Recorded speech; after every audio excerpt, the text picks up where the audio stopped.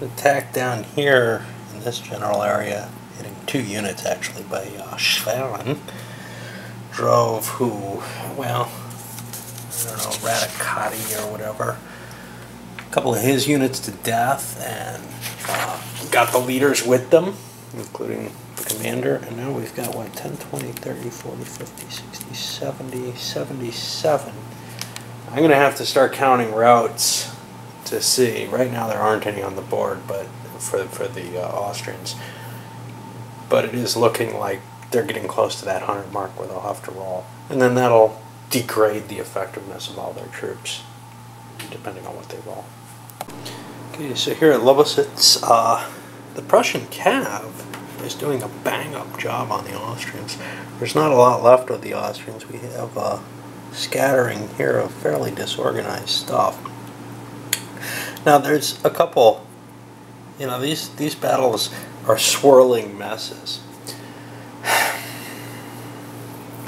I'm beginning to grow fonder of the game, which is good. I still think it's way too die roll heavy.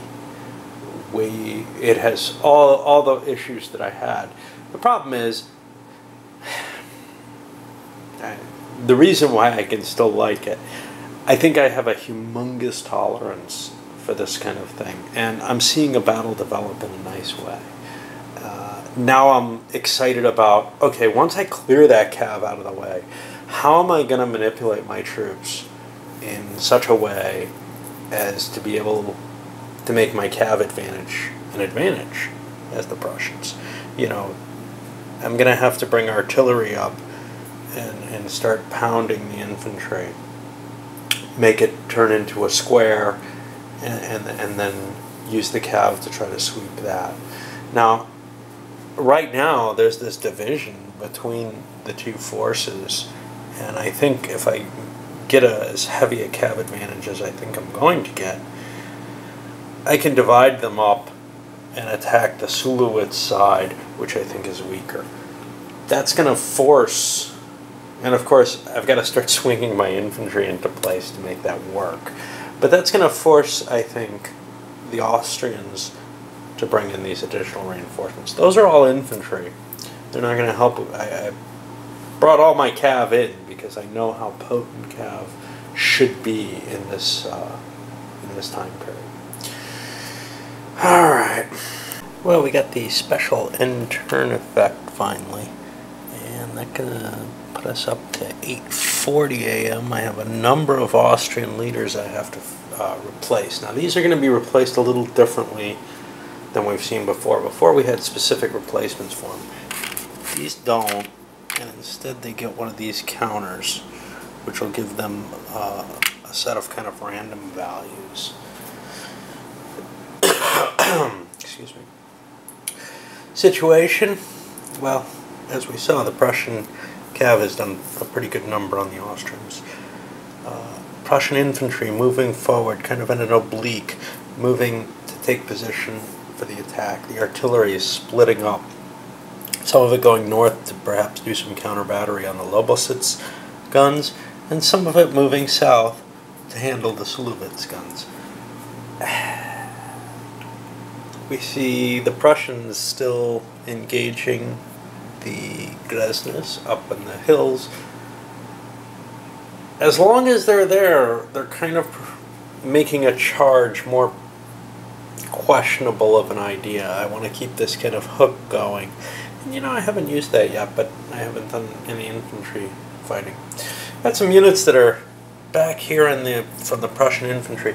They've just gotten kind of left behind. And now that they're out of command, they only have half movement, so it takes them forever to get up there. Now I got one on road, and he'll probably make it fairly quickly, but the rest of them have a problem. We're not seeing anything going on with the Austrian reserves.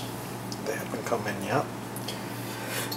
And I guess we're going to a new turn. I gotta flip over and do some of the mechanics at the end of the turn for this. It's the top of the 8:40 turn. Most of the Prussian cav is kind of out of position now after having charged, so they have to kind of pull back. There's sort of this on-off aspect, not just one command at a time, but basically half of a command can attack at once while the other half is reforming. I'm sure you could get the whole thing to launch at once. That's just difficult because when I first came up, I came up in 2 waves. So I'm doing this constant recycling. So for example, this KA, whoever he is, still has a significant number of units that he can smack in with. But KY is just out of position. Its new leader's lousy. He's out of range. He went charging off somewhere. So he's pretty much got to pull his entire force back or just leave it in place while he pulls back. And that's kind of an interesting situation. I think I aired with this. This is a light cav. I don't want this in the cav battle. I'm going to scoot him around behind the back of the infantry. Why the back? Because I don't want him getting shot up by the artillery. Just moving each hex, you get shot at. That's why this guy didn't position better for a charge that he's undertaking. I've got one going on here, and I think I gotta see the rest of the unit. One thing that came up looking at these replacement chits for the Austrians, I think the numbers are all in the wrong order. Well, I think they're the wrong sign. So for example, effectiveness, that's always a negative on all other leaders. It helps a troop be more effective if it's lower. Initiative rating, well, that's just a number in most things, but here it's expressed negative. And then combat modifier is positive on all other leaders, but on all these it's negative. So again, I think they just got the sign screwed up on every single one of these counters. Okay, so here we are at the start of the 9 a.m. turn, and a few exciting things. First of all, of course, the fog lifted. We're up to level 5. Once it goes above level 6, there's pretty much nothing on the field that can hit that. That's why the track ends there. There are some areas that are higher than that, but we're nowhere near. Level 6 contour line is this one. So we're talking about things, the heights here.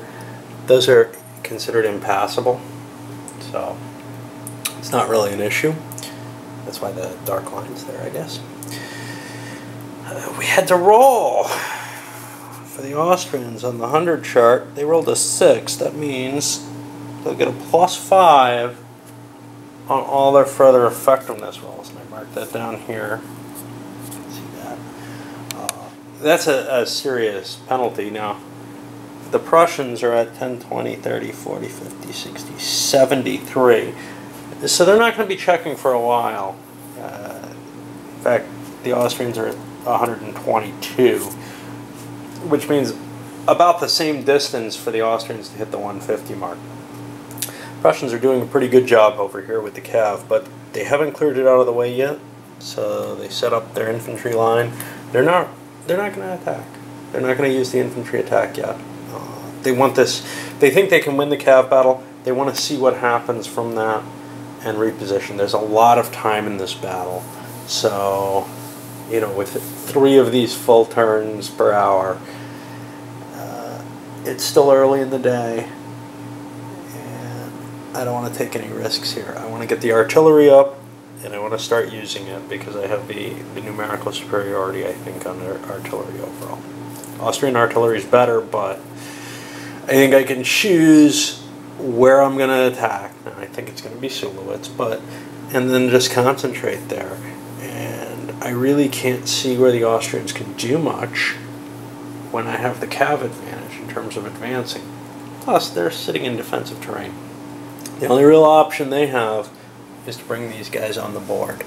And they're kind of loath to do that, because until they have them on the board, they don't have a defense for Welhota. Okay, we're hitting the 9:20 turn, and I have another leader to replace for the Austrians. Let's see what we got here. I don't know what we got. It's hard to look up. LO. My back's hurting. Is a class B, so it goes over to this. And you see, I mean, I just don't buy that the leader is going to have a negative effect ever. They're obviously not all reversed, but it seems so unlikely that so many leaders are having a negative effect if they're in the same hex, and that's just disturbing. I gotta find the LO command. Here's some of it. I'm not sure where to put them. Let's just drop them. That's part of it. That's not. Most of it's routing, I'm sure. Drop them over here, wherever that is. Alright, not much has changed. Still fighting that cav battle. Neither side. I mean, the Austrians aren't going to attack, there's no question there. And the Prussians want to hold. They still want to hold. Although they are getting their artillery up into place, it's slowly beginning to develop. They are getting infantry into position for Sulowitz. They're winning the fight against the Grenzers, more or less, I guess. I don't know. Both sides are taking casualties, so it's really hard to tell. But their goal is to get rid of the Grenzers rather than anything else. We're already at 10, 20, 30, 40, 45, so it looks like the Austrians are going to have another roll when we get to 10 a.m. 10, 20, 30, 40, 50, 60, 70, 80. Good chance the Prussians are going to have to make their first roll. We got units routing, units recovering. Mostly, though, it looks like the Cav battle should be winding down. But just when I thought the Prussians were definitely winning it, they got some bad rolls where multiple units were attacking at once, and like the weak guy went forward. That's why you see a couple of routing units there. So I had an interesting occurrence. Whatever that KA unit is came slamming in. Some of them didn't attack. For example, the general himself failed in his attempt to attack roll. But one of the units that he was supposed to support was a disordered unit sitting in front of this that did make its roll and did get to attack and immediately surrendered instead. On the other hand, we had a charge coming through that, I don't know where, here and here, that attacked and hit Lucchese's counter along with whatever troops he was with. He was killed, and we're now at what, 10, 20, 30, 40, 50, 63. So we're over the 150 mark at the beginning of the next hour. There's definitely going to be a roll, maybe making the 200 mark, which means that Austrian army is about ready to crack. And this is just from the Cav battle. Well, the Bayreuth Cav, the huge Cav detachment, some of it's back here, 2/3 of it got itself caught in front of the Austrian infantry. Tried to roll an initiative roll, as they're out of range of their command, to see if they could attack. They couldn't. Tried to pull out. Oh boy, did they take a lot of losses from firepower there. Being 1 or 2 hexes away from infantry with Cav like that, it's just an unpleasant situation because they can't just trade shots. And if they sat there, they would be taking the same losses. Ouch. Okay, and here we're moving into the 940 turn. One thing we notice, another Austrian leader. Echo replaced, I don't remember, he replaced the Cav guy. This is a different Colorat. He replaced Lucchese. Gotta put him with some of those Cav. But one thing that we noticed, and I'm going to wrap it after this, the forces, at least the Cav, are having a harder and harder time recovering. Especially the Austrians. Not only that, modifier, size of the units is decreasing to the point where that's a penalty. One of the big steps towards liking this game better is I'm not worrying that much about the rolls. I'm trying to play pretty automatically, and if I totally screw something up, the hell with it. There's too many to grasp all at once, and getting the patterns, and then when I see something that I think is strange, or maybe I'm skimming the rule book again, I may find something and change my patterns. So I may be screwing things up, but it makes it playable to do it that way. The Prussian line has swung over and kind of refused to flank a little bit. Again, the goal is get that cav out of the way so I can start doing something. Even if it's a trade-off and I lose my cav, at least I don't feel like I'm risking things by charging forward. Charging forward here, it's into the guns, but there's guns here now too, so maybe I should just move forward at this point. Those Grenzers are the problem though, and they've just picked one of these units down to almost nothing. It's now a 1 hex unit, so I'm definitely suffering from their existence, but there's nothing I can really do about them. I can't go chasing them.